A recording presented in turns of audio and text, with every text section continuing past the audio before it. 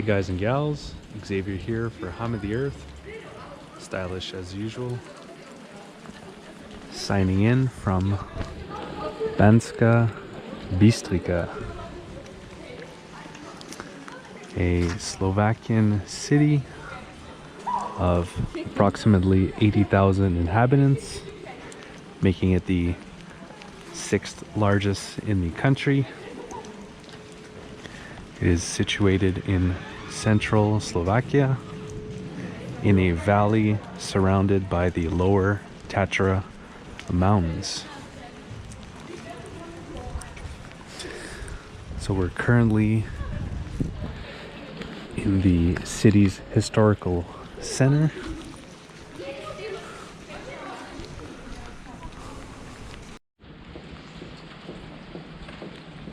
Which is quite attractive, with many of the buildings being well preserved Gothic, Renaissance, and Baroque mansions from the late Middle Ages, so the 16th century, when Banska Bystrica was the biggest copper producer in the world.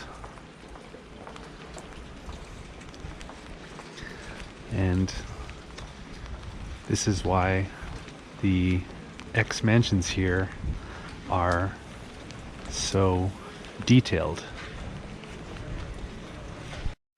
But archaeologists have determined that there was prehistoric mining being done here as far back as 2000 to 1700 BC.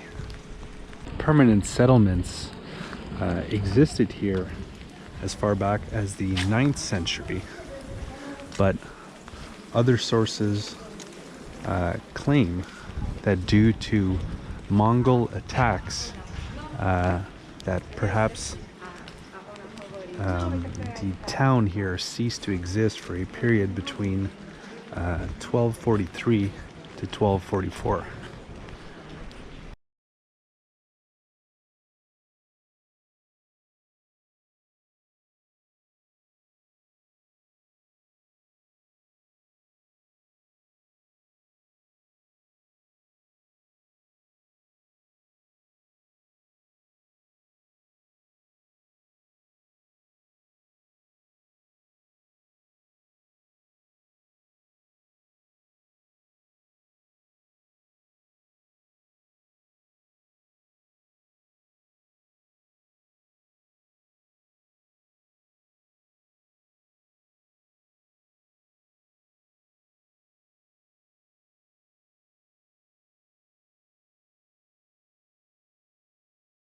Soviet Union, when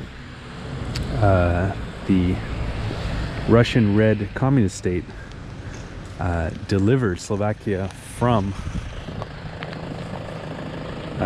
Nazi Germany.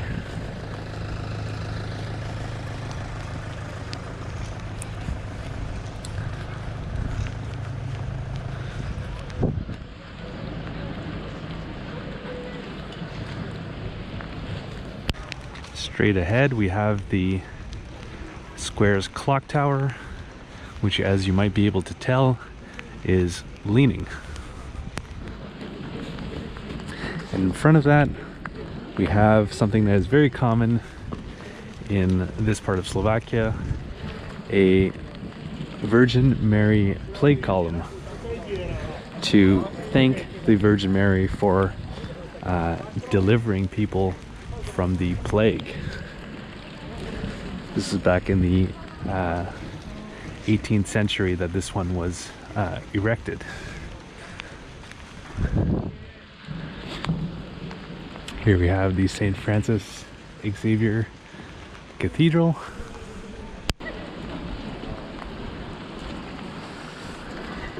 So we're now heading towards the oldest part of town.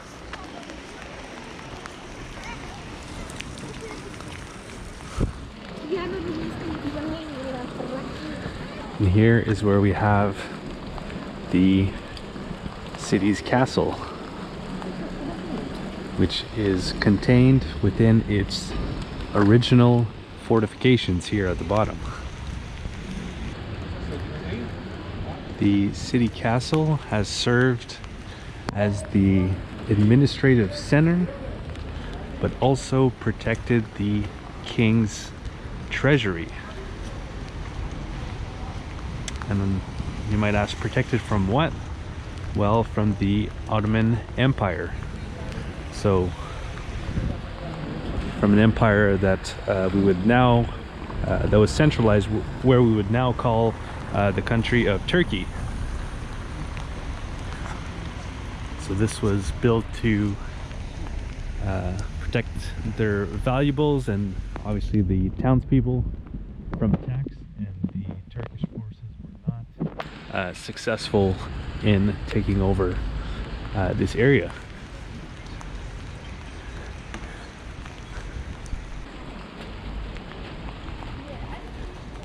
And behind the castle we have the parish church, which has been built in a Gothic style.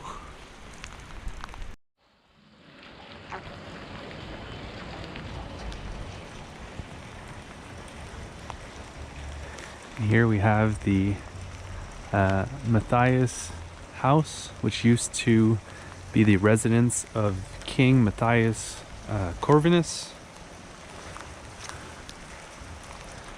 Banska Bystrica was once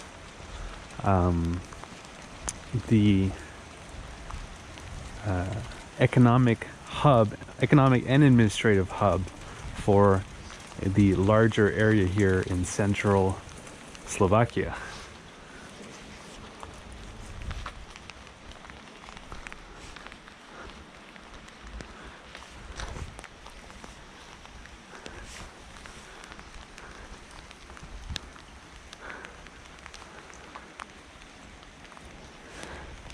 And I believe I read that this house here was built in the mid 1400s.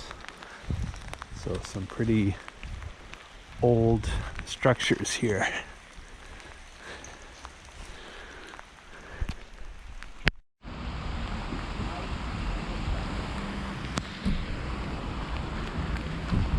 So this oddly shaped building here is the Museum of the Slovak National Uprising. And I haven't read this, but I'm just interpreting the shape of the museum here as a divide, and in the middle we have the people suffering because of it.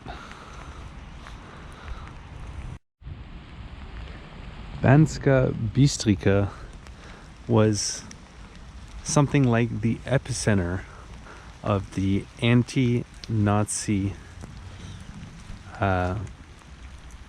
rebellion.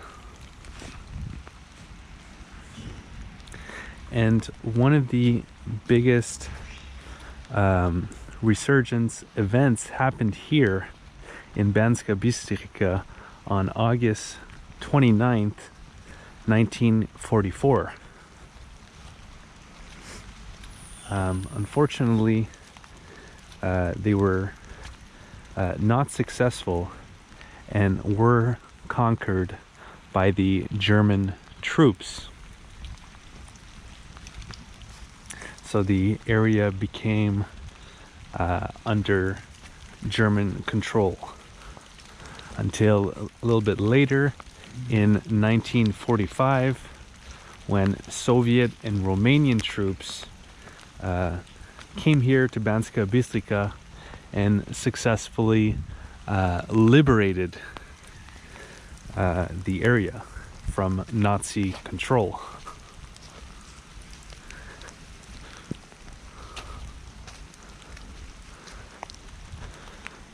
So some pretty cool old tanks here, cannons.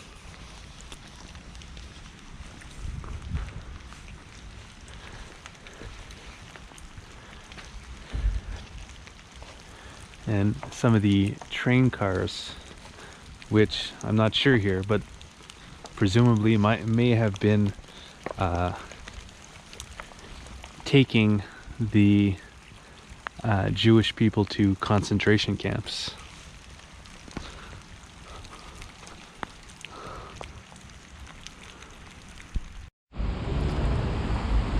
But Banska Bystrica and Slovakia in general have come a long way from those days.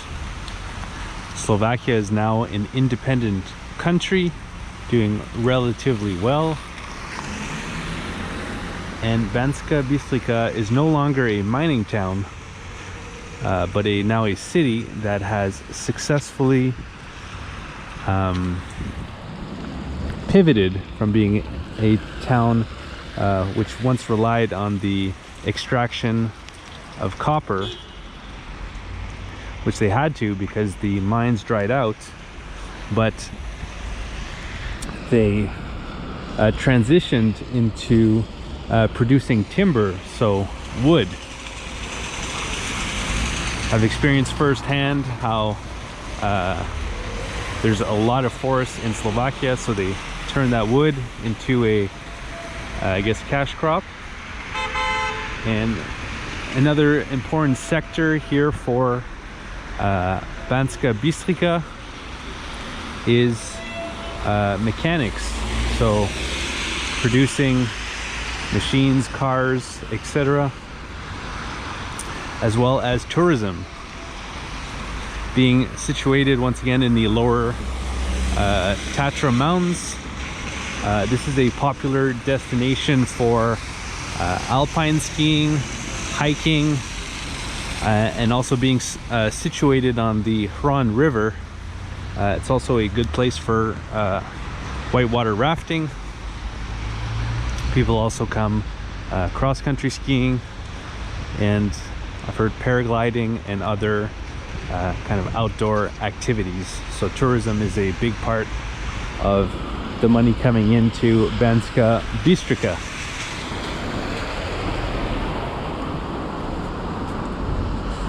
And I hope you've enjoyed this tour of this somewhat small city, big town here in central Slovakia. I hope you enjoyed the video despite the rain.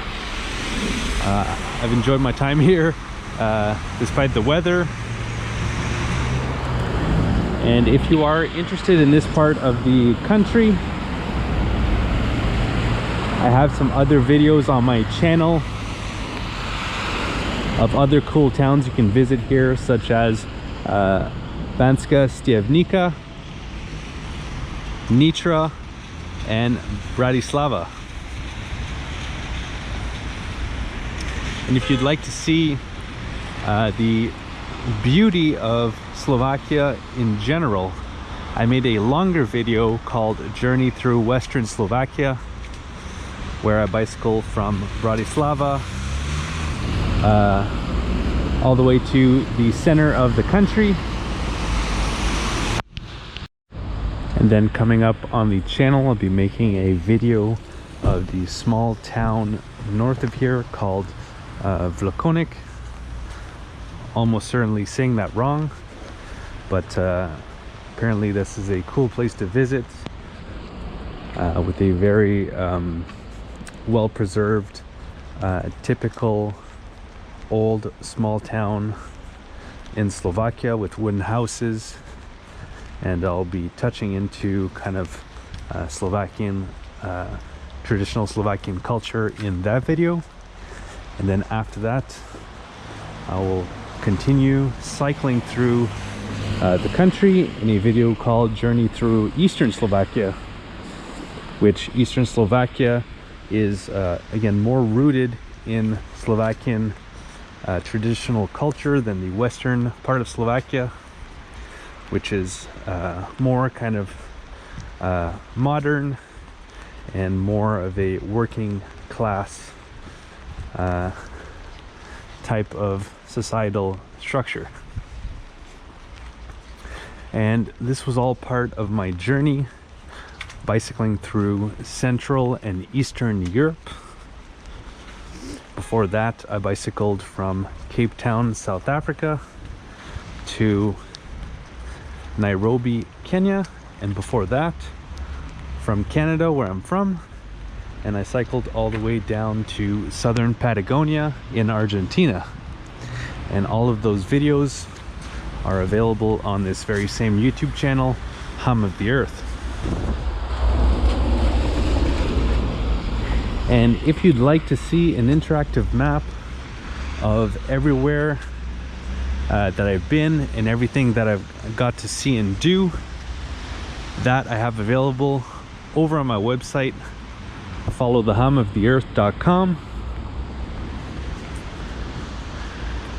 where you can click on the different locations and see the various blog posts and videos that I've made of these places. And if you'd like to follow my upcoming adventures, once again, bicycling through Central and Eastern Europe, you can do so by clicking on the red subscribe button below the video, and then clicking on the bell to be notified when new videos come out. All right, so that's gonna do it. Hope you guys enjoyed. Have a good one.